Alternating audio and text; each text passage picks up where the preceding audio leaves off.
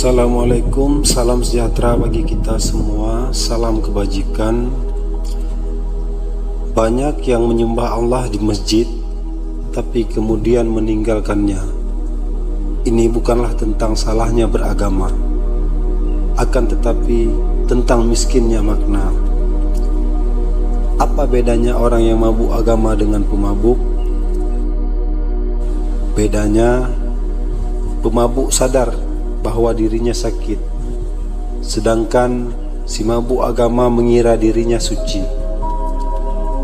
Saudaraku yang seiman, bagaimana mungkin sesuatu yang suci justru menjadi racun? Dalam tradisi tasawuf ini disebut dengan ghaflah, kondisi di mana manusia terlena oleh bentuk ibadah sehingga lupa pada esensi dirinya sebagai khalifah di muka bumi ini. Ternyata di sini kita diajak untuk melihat bahwa ibadah tanpa kesadaran hakikat hanyalah seperti burung di dalam sangkar emas, indah dipandang tapi tak bisa terbang menggapai langit.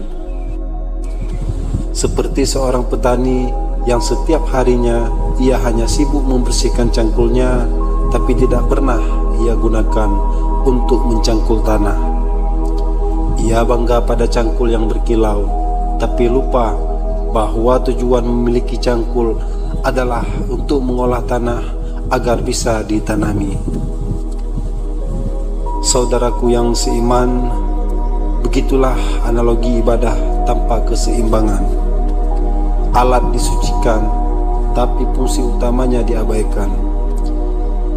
Ibadah yang seharusnya membebaskan jiwa daripada miskin spiritual justru bisa menjadi penjara ketika dipraktekkan secara membabi buta. Di dalam kitab Ihya Ulumuddin, Imam Al-Ghazali telah memperingatkan tentang orang yang rajin sholat tetapi zalim dalam bermasyarakat. Artinya, kesolehan ritual tidak ada artinya jika tidak diiringi dengan kesolehan sosial. Padahal telah jelas bahwa baginda Nabi kita, beliau diutus untuk menyempurnakan akhlak sebagai makhluk rahmatan lil alamin. Sedangkan ritual ibadah hanyalah satu dari 1000 jalan untuk menyembah dan mengesakannya. Syekh Ibnu Arabi, sang guru besar tasawuf, di dalam Khusus Al-Hikam, beliau menuliskan, Tuhan adalah wujud mutlak. Segala sesuatu selain daripadanya adalah manifestasi daripada nama-nama dan sifatnya. Setiap helaan nafas, setiap daun yang berguguran, semuanya adalah ayat-ayat Tuhan yang harus dibaca.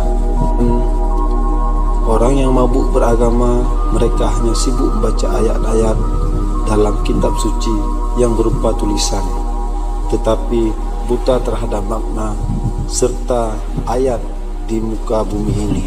Padahal Al-Quran sendiri telah menyebutkan, kami akan memperlihatkan kepada mereka ayat-ayat kami di setiap ufuk dan pada diri mereka sendiri. Surat Al-Fusilat ayat 53.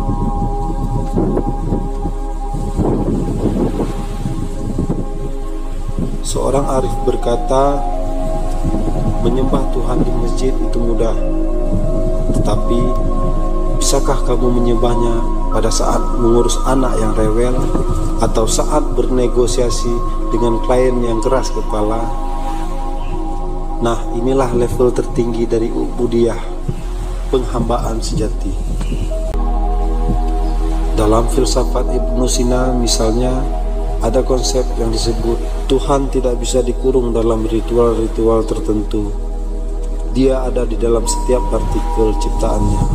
Makanya ilmu ketuhanan tertinggi adalah melihatnya dalam segala aspek kehidupan, bukan hanya dengan tempat-tempat sakral.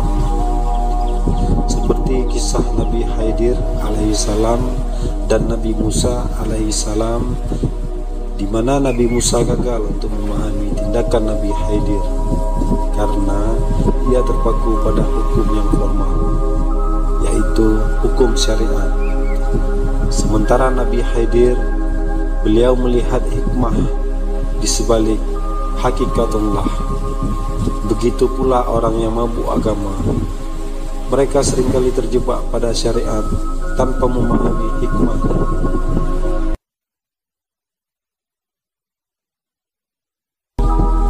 Seperti kata Syekh Jalaluddin Rumi, engkau bukan tetesan air di lautan, engkau adalah lautan dalam tetesan.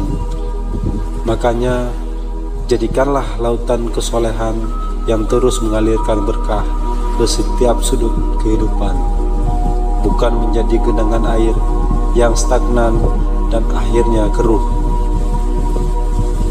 Tujuan daripada video ini bukanlah menghakimi siapapun, tetapi untuk kita renungkan bersama. Karena di sebalik ibadah, di sebalik ritual dalam beragama, ada panggilan untuk menghidupkan kehidupan kita dengan akhlak yang baik.